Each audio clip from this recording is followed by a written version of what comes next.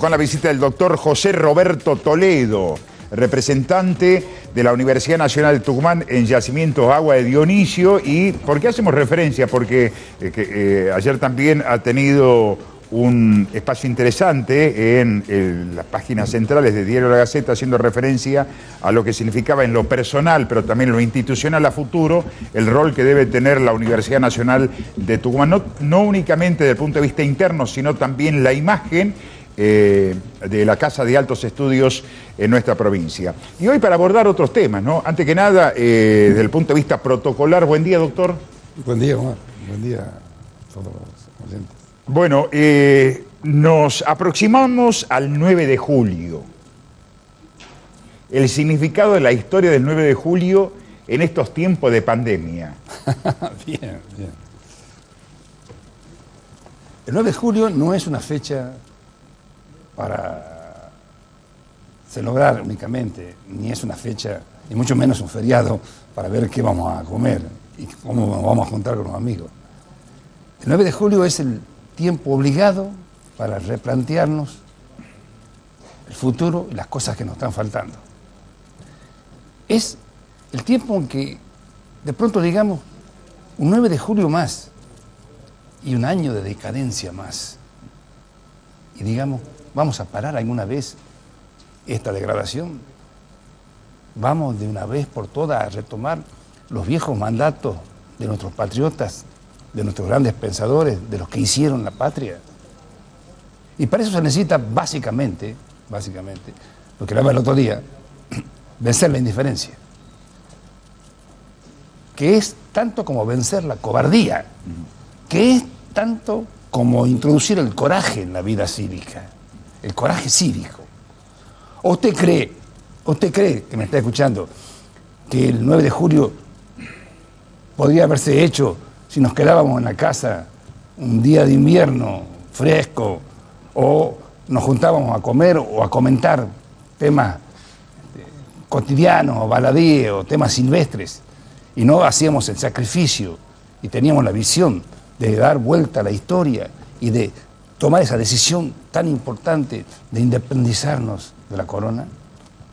Esta es la gente que necesitamos. Usted está diciendo de alguna manera darle el valor histórico, individual y colectivo de los denominados decididos, que han tenido mucho que ver con las fechas que la recordamos como fecha Por patria. supuesto. Y pensar que cada uno de ustedes puede ser decidido y debe ser un decidido, no un mero protagonista.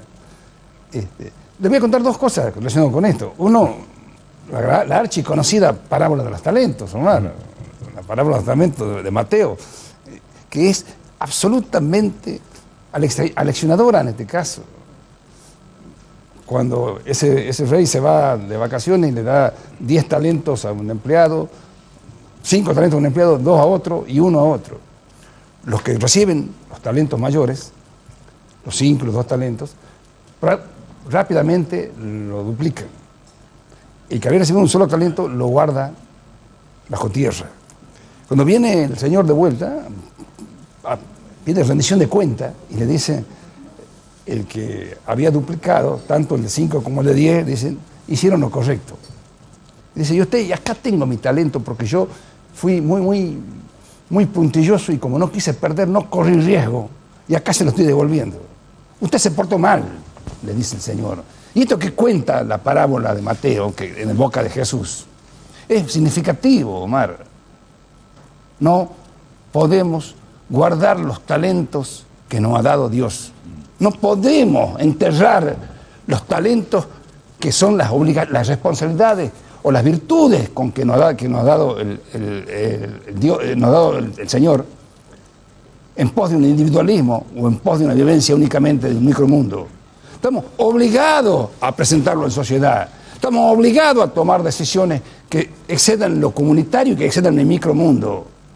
Enterrar los talentos que implica, metafóricamente, encerrarse en la casa, en la tranquilidad de un micromundo, desentendiéndome del resto y desentendiéndome del compromiso social, es básicamente una conducta reprochable. Reprochable desde el punto de vista civil, reprochable desde el punto de vista religioso, reprochable desde el punto de vista social, cultural y moral.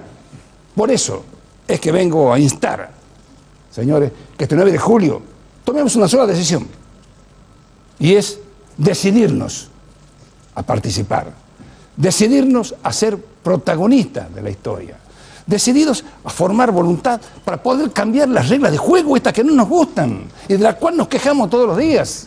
Y nos quejamos en los bares, y nos quejamos en las casas, y nos quejamos a voz baja. Señores, hay que cambiar esencialmente las reglas de juego que nos han llevado a esta degradación.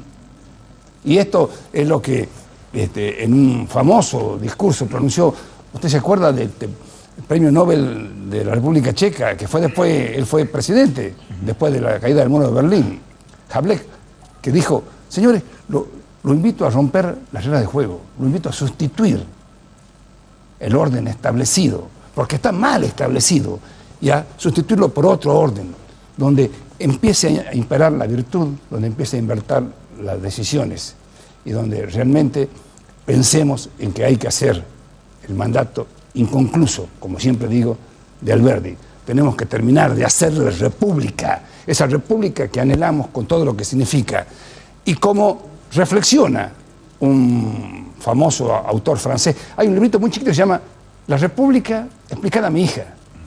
Es de un escritor francés, Regine Debray, socialista, y dice, señores, ¿por qué he de izar las banderas de la República en estos momentos de smog y de neblina? Y no he de retirarme a cultivar el jardín, arriando todas las banderas y viviendo mi tranquilidad. ¿Saben por qué? Porque eso es la abdicación de mi carácter de ciudadano y es la pérdida de mi definición de ciudadano republicano preocupado por la cosa pública. Claro, preguntaba sobre la importancia del 9 de julio en cuanto a la libertad, porque mucho se está hablando de estas medidas que se toman desde el punto de vista sanitario con el pretexto del cuidado en este tipo de pandemia por la cantidad de personas infectadas y fallecidas, y por allí también se da una división de opinión. Se están coartando las libertades individuales de las personas y el respeto a las instituciones, la división de poderes. Por eso es que le preguntaba qué importancia tiene el 9 de julio frente a este escenario, 9 de julio en pandemia, porque también se ha dado la discusión si son medidas coercitivas o no, si se ha perdido la libertad individual. Para analizar esta cuestión, que es muy delicada, como cualquier otra cuestión pública, tenemos que salir de la grieta. No tenemos que ser ni fanáticos oficialistas, ni fanáticos opositores. Quiero juicio crítico, quiero aquel que esté por encima de las críticas equilibradas. Por supuesto, las críticas equilibradas. Decía Giovanni Papini, un autor italiano de muy buena pluma, católico él. Nombro socialistas y católicos para emparcar un poco justamente por esto. No porque el socialista no puede ser católico, sino porque... por esa grieta también, por ¿no? esa grieta también. Que el amor impide ver las cosas malas en el ser. Y el odio impide ver las cosas buenas en el ser. Entonces, únicamente vemos las cosas que queremos, o vemos las cosas las cuales predeterminamos ver. Y en consecuencia nunca vemos la realidad, nunca vemos el medio, nunca vemos el justo medio. Lo que pasa es que desde hace tanto tiempo se viene hablando la mitad del vaso lleno y la mitad del vaso vacío. Es que el problema no es ese, el problema es que rescatemos el juicio crítico. El juicio crítico nos eleva más allá de los fanatismos. Una prueba de ello, Roberto, lo que sucedió el fin de semana, lamentablemente, con la muerte de este señor en Santa Cruz, quien fuera secretario del presidente Néstor Kirchner y de Cristina Kirchner, el bochornoso documento de la oposición. Un fanático diría, está muy bien, un fanático oficialista diría, está muy bien el comunicado de Patria, y un fanático de la oposición diría, está muy bien el comunicado de la opinión. Y los dos están muy malos, son malísimos ambos, porque son la expresión del fanatismo, la mala utilización de un hecho tan aberrante como un crimen por cuestiones políticas partidarias coyunturales, en vez de ver la esencia de las cosas. Por eso es que vengo insistiendo de que debemos emerger de ese nivel de enfrentamiento absurdo e ir a encontrar las verdades, los valores. Y en ese sentido es el 9 de julio un día apropiadísimo para eso. Más libertad. Más valor, más decisión, más libertad, más decencia, más república.